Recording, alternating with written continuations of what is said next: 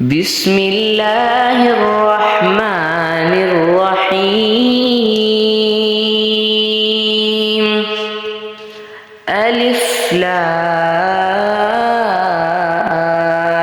ميم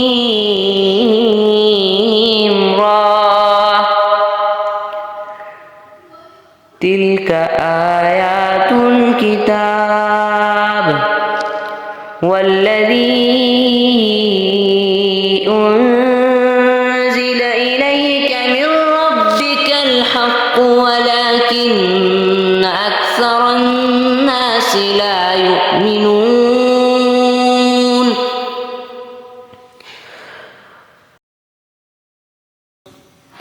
الله الذي رفع السماوات بغير عمد ترونها ثم استوى على العرش وسخر الشمس والقمر كل يجري لأجل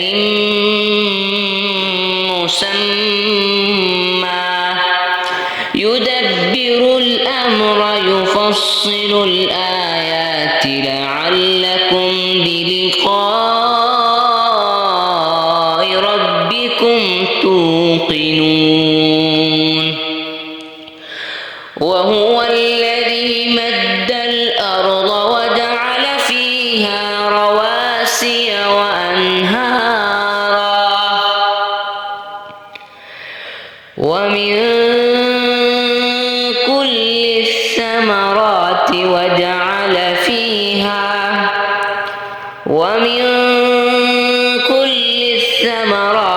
جعل فيها زوجين اثنين يغشي الليل النهار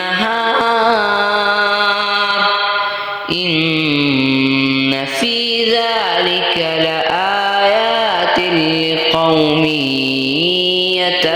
يتفكرون.